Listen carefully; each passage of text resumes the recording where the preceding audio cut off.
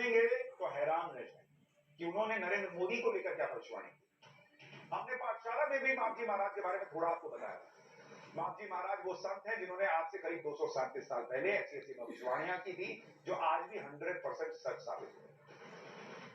नरेंद्र मोदी के पीएम बनने की भविष्यवाणी कैसे माप जी महाराज ने की, 237 साल पहले की थी, ये हैरान करने वाली कहानी आपको आगे बताऊंगा। लेकिन पहले आप माप जी महाराज के बारे में विस्तार से सुनिए, क्योंकि भविष्यवाणी की दुनिया में अब तक आपने नास्ट्रेडमस और कीरो के बारे में बहुत सुना या पढ़ा है। ऐसा माना जाता है कि नास्ट्रेडमस की भविष्यवाणियां कभी गलत नहीं, लेकिन राजस्थान के संत माप जी महाराज की भविष्यवाणियों के बारे में आप सुनेंगे तो हैरान रह जाएंगे। माप जी महाराज करीब 237 साल पहले 1786 में 72,96,000 छंदों से 5 बड़े ग्रंथों की रचना की। इन ग्रंथों को राजस्थानी भाषा में चौपड़ कहते हैं। इन्हें माप जी महाराज ने अपने हाथों से लिखा और उनकी तस्वीरें दिखाओ। एक तरफ आप लगी भी देख रहे हैं तस्वीर। इन्हीं ग्रंथों में 72,66,000 से ज्यादा भविष्यवाणियां लिखी है। इन भविष्यवाणियों को स्थानीय बागड़ी भाषा में बांस की कलम और लाख की स्याही से लिखा गया, जो आज भी सुरक्षित है। उनकी भविष्यवाणियों में 237 साल पहले लिख दिया गया था कि हवा से लोगों की बात होगी। आज मोबाइल के जरिए बातचीत हो रही। बिजली के तारों से रोशनी के बारे में उन्होंने भविष्यवाणी की थी, ग्लेशियर के पिघलने की भविष्यवाणी की थी, धरती के गर्म होने की भविष्यवाणी कर दी। उन्होंने 350 साल पहले ही कपड़े पर उपग्रह और हवाई जहाज के चित्र बनाए थे, जो आज बनाए जा रहे उपग्रह और हवाई जहाज से हुबहू मेल खाते। आगे बढ़ने से पहले आपको माप जी महाराज की कुछ भविष्यवाणियों के बारे में विस्तार से बता, जो उन्होंने बागड़ी भाषा में लिखा। जैसे उन्होंने लिखा कि पूरब पश्चिम वायरा बाजसी सर्वे वाणी फंसी। यहां डालिए, आगे इस पर डालिए, आपको ये तस्वीर दिखाता जो उन्होंने भविष्यवाणियां की। ये देखिए, पूरब पश्चिम वायरा बाजसी सर्वे वाणी फारसी है, जिसका मतलब ये है कि पूर्व पश्चिम की संस्कृति में मेल जोल होगा। ये उन्होंने कहा। आज भारत और पश्चिम के देश यूरोप और अमेरिका के बीच बहुत राजनीतिक, व्यापारिक और सांस्कृतिक संबंध है। आप उसको उस जमाने से कंपेयर कीजिए। उस जमाने इस तरह के संबंध नहीं थे, और उन्होंने ये भविष्यवाणी की थी कि भविष्य में ऐसा होगा कि पश्चिम और पूरब के बीच में। फिर एक भविष्यवाणी की कि बदली सिर थकी भार उतर ऐसी, यानी कि बैलों के सिर से बोझ हल्का। आज के दौर में खेतों की जुताई हलों के बजाय ट्रैक्टर से हो, और लोग कहते हैं कि यही वो भविष्यवाणी कि बैलों के सिर से बोझ कम होगा, यानी ऐसा कोई यंत्र आएगा जो बैलों का बोझ कम करेगा। तीसरी भविष्यवाणी जो उन्होंने लिखी थी कि बहू बेटी काम भारे सासू पिछड़ा पिसेगा। इसके बारे में लोग कहते हैं कि इसका मतलब है कि बहू बेटियां पढ़ लिख कर नौकरी करेंगी, सास घर का काम करेगी।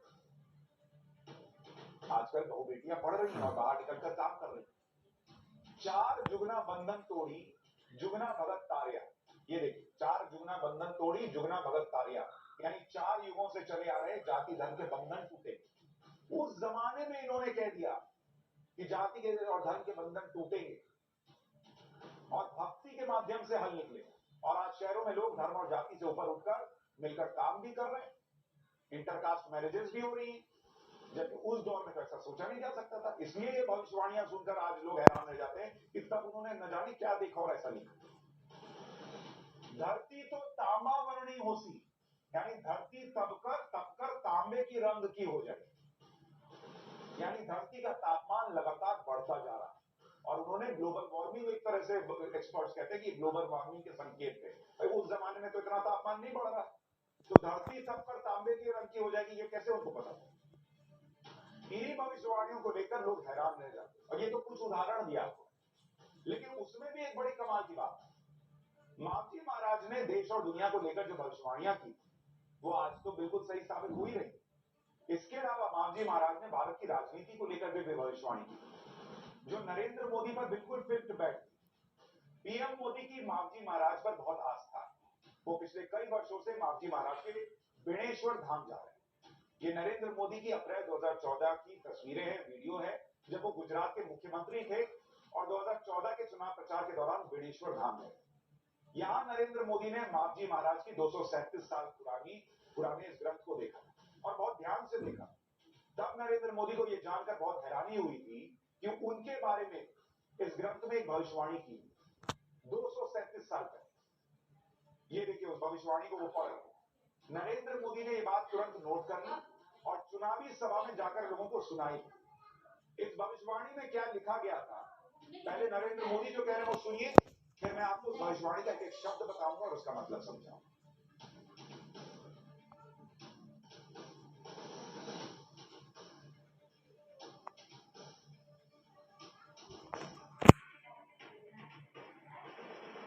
भाइयों बहनों, आज मेरा सौभाग्य रहा कि मुझे मावली महाराज की तपोभूमि के दर्शन करने का सौभाग्य मिला। बाणेश्वर जी के दर्शन करके मैं आया हूँ। इतने प्रेरक शब्द है, लिखा है, मुझे भी मालूम नहीं है कितनी बढ़िया बात 400 साल पहले लिखी गई है। मावली महाराज ने लिखा है, जम्बू खंड जुमलो आगे है महाराज,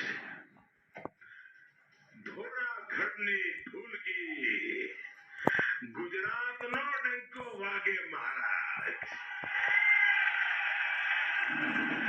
मावजी वाणी बुले है महाराज, जातु धर्म पास आवेगा, धर्मनी बातें सालेगा महाराज। बेणेश्वर बेड़ को रसाए महाराज, दिल्ली आगे महाराज। इन्होंने गुजरात को और दिल्ली को जोड़ दिया है मावरे जी महाराज ने। अद्भुत बात है जी। उस जमाने में गुजरात से दिल्ली जाकर किया मावजी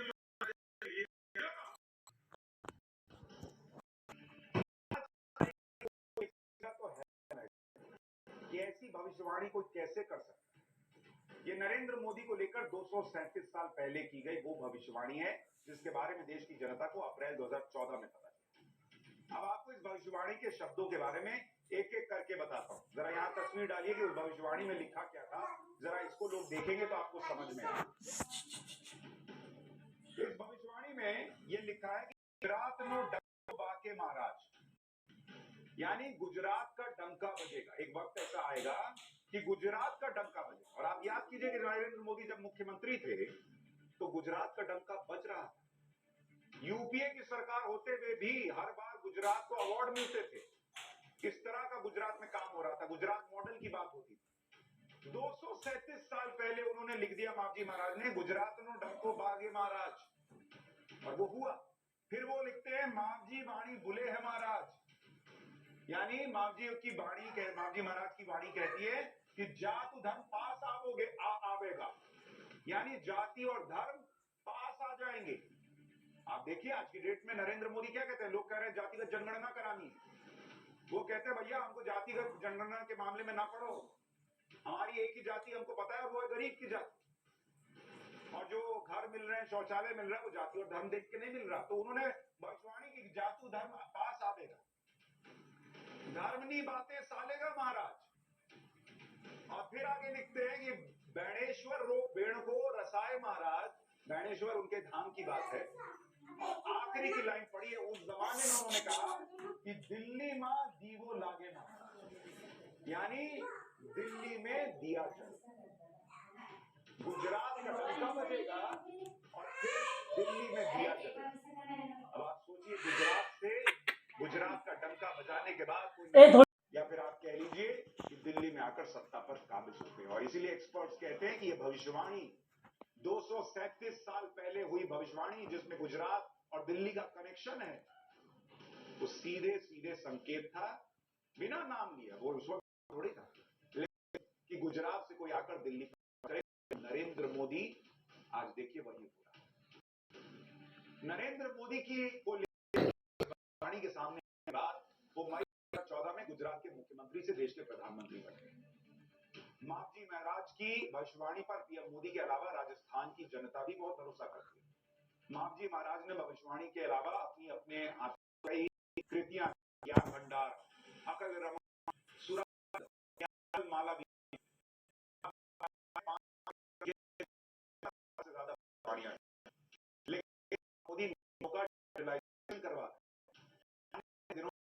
वाणियों को मोबाइल पर पढ़। केंद्र सरकार के राष्ट्रीय पांडुलिपि मिशन के तहत वागड़ी भाषा को ट्रांसलेट करके हिंदी भाषा में इंटरनेट पर अपलोड किया जाए। हो सकता है आपके लिए भी कुछ मिल जाए। कुछ लोग ढूंढेंगे कि 2024 के लिए भी कुछ लिखा है क्या। मापजी महाराज की राजस्थान में बहुत मान्यता। अब मुझे अफसोस सिर्फ ये होता है कि विदेश में कोई कुछ कह दे तो उसको लेकर डंका बज जाता है। अपने यहां लोग कुछ कह के गए हैं, उनके बारे में कोई बताता भी नहीं। मतलब कोई पाठशाला लगती है, कोई सुशांत सिन्हा लगता है जो आएगा रिसर्च करके आपको चोल साम्राज्य के बारे में बताएगा। नहीं तो आप ताजमहल देख के ही खुशी में रहेंगे कि भैया ताजमहल से अच्छा तो कुछ बना ही नहीं, मुगलों से अच्छा तो कुछ राज ही नहीं किया किसी।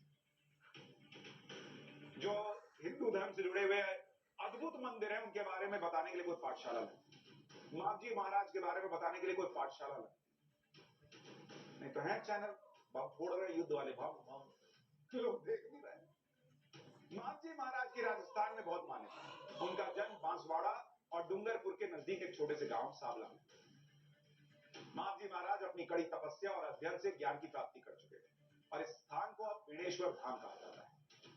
वो बागेश्वर धाम मत समझ लीजिएगा, बागेश्वर बाबा वाला, ये बेणेश्वर धाम। यहाँ के लोग मापजी महाराज को निष्कलंक भगवान के रूप में पूजते हैं। दरअसल मापजी महाराज ने जाति पाति का विरोध करते हुए निष्कलंक संप्रदाय की स्थापना की। इसमें संप्रदाय में अछूत कही जाने वाली जातियों और आदिवासियों को शामिल किया। मापजी महाराज ने उस समय इन दलित पिछड़ों से फैला हुआ अंधविश्वास मिटाया। उन्होंने दक्षिणी राजस्थान में घूम घूमकर आदिवासियों को जागृत किया। मापजी महाराज ने राजस्थान में लसोड़िया आंदोलन भी चलाया, जिसके तहत विधवाओं को फिर विवाह करने की बात कही। आप सोचिए, 200-250 साल पहले भारत गुलामी और सामाजिक कुरीतियों में फंसा हुआ देश था, तब मापजी महाराज ने जाति और धर्म से ऊपर उठकर समाज के वंचित और शोषित वर्ग को जोड़ने की बात कही। आज प्रधानमंत्री मोदी भी उसी सोच को अपनी राजनीति में इस्तेमाल कर रहे हैं। इसलिए वो देश के सबसे लोकप्रिय नेता ऐसे ही नहीं बने। लेकिन मापजी महाराज ने तो भविष्य पहले देख लिया था शायद। एक भविष्य जो सब करना चाहते हैं वो ये है कि क्या सूरज से 40 हमारे